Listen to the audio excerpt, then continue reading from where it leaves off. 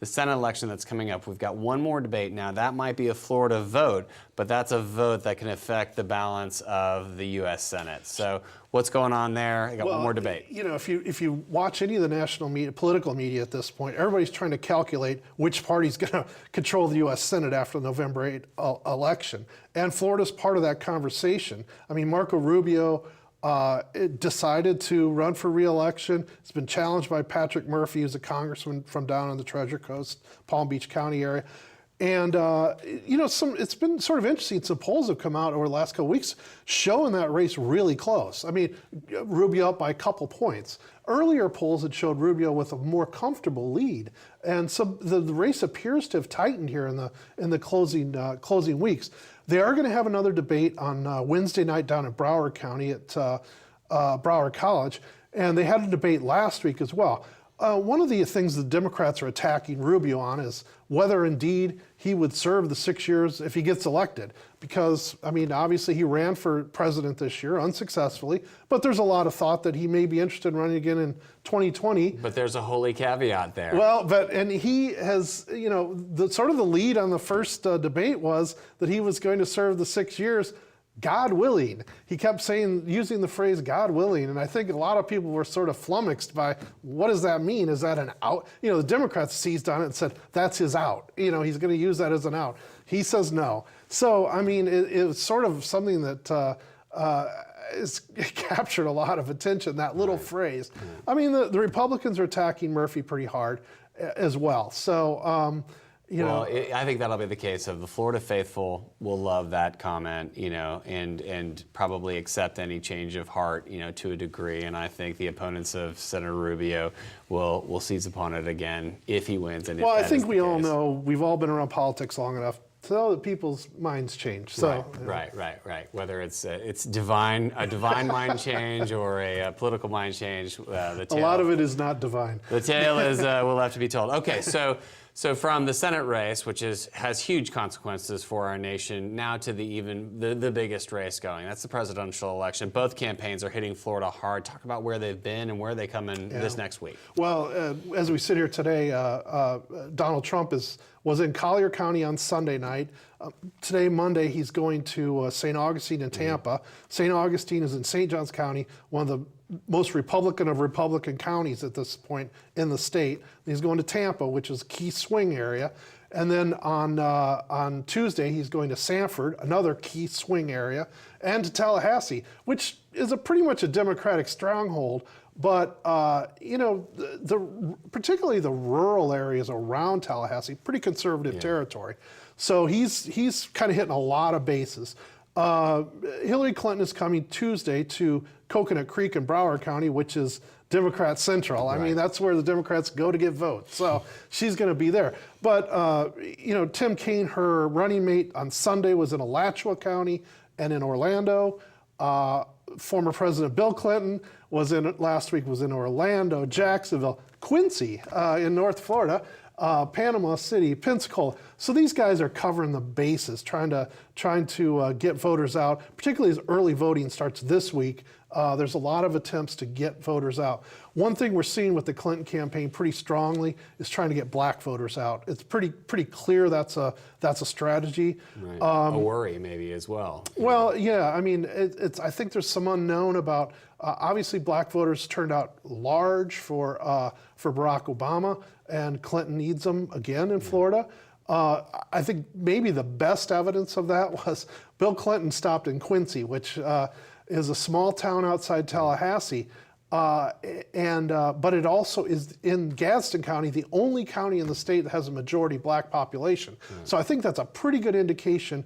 It's not the kind of place that national politicians or their campaigns usually go for votes, but to me it was a good indicator of what they are trying to do, particularly in North Florida. But both campaign surrogates seem to be hitting all of the battleground markets, and the candidates seem to be staying at home base as they're speaking to general markets, except for a few of those unique ones. All right, so from that, so the presidential election will be hammering it home for the next 2 weeks. We can all expect our mailboxes to be full, not just of presidential mail or commercials to be loaded up with those, but now we're going to start seeing the state Senate and the state House races really start to firing on all cylinders. We're going to go to the Senate because that seems where the biggest battles are happening. So why don't we start at the bottom end of the state and just kind of work our way up? Well, the Senate is definitely where all the money's flying, or not all, but a ton of the money is flying.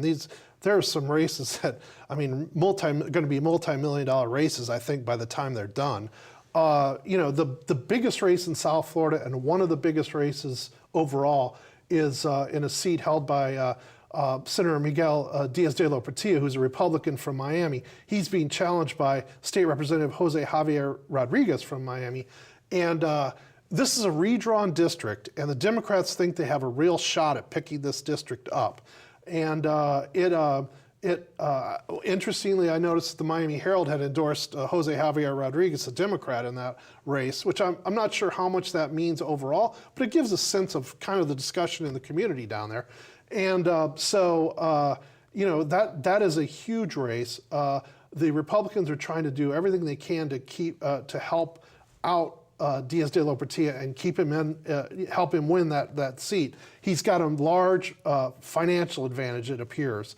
But there's a lot of changing demographics in Miami-Dade County in terms of their voting. Right. It's not as the Republicans are not as I don't think they're secure in some of those districts as they used to be. There's a couple other high-profile races down there. Senator Dwight Bullard is trying to hold on to his seat in a redrawn district against Representative Artilla. Against Frank Artilla, predominantly Hispanic. That's the difficulty for Bullard in that seat. As it was redrawn, it's become a lot more Hispanic district, and his base has always been with African American voters, union voters, those types of the Democratic base. Senator Anna Terry Flores also is in a pretty big dollar race, if nothing else, down there. So there's three races down there that are getting a lot of attention. Right. You move up the state in Tampa. There's a big race there as well for an open seat. Representative Young versus Busing, right? Right. The House Majority Leader, Dana Young, it's an open seat. She's running in this Hillsborough County, Tampa seat. Bob Busing's an attorney there, and he's got pretty solid financial backing, not where she is, but the Democrats think they have a shot at picking up that seat. So that's another big one for out there. All right, now to Florida's heartland, going to Gainesville. We've got the Rod Smith versus Keith Perry. This is a good race too. I mean, and one of the interesting, Rod Smith was a senator there for 8 years. He was a former state attorney in Gainesville. He's been out of office though for a decade, and he's very well known. But Keith Perry's been in the legislature representing that area as a Republican. And one of the interesting things that I find interesting about that district is it's kind of a dichotomy, if you will. It's got Gainesville, which we know is a relatively liberal college town. I mean, all things considered. But you get outside of Gainesville, it's pretty conservative territory. It has northern Marion County, has all of Putnam County, and it has the rural areas of Alachua County. So I think Perry is really, he's got to be banking on trying to pick up those types of, a lot of support in those rural areas, more conservative areas. He's done it in his House races. The district is different, but he ran over into Gilchrist County, Dixie County, those sorts of areas, and he did well. So I think there's a lot of focus on that race. Well, Jim, I think we're going to have to stay tuned to the News Service of Florida and see what other stories y'all are picking up and writing about. This is certain to change from day to day, minute to minute, but thanks for all your up-to-date coverage and all of that. Well, thank you. So that's all the time we have for now. Thank you for tuning in to Capitol Dateline Online. For more news, views, opinions, etc., go to our website at capitoldatelineonline.com or hit us up on our Facebook page. That's all the time we have for today. Thank you very much for tuning in.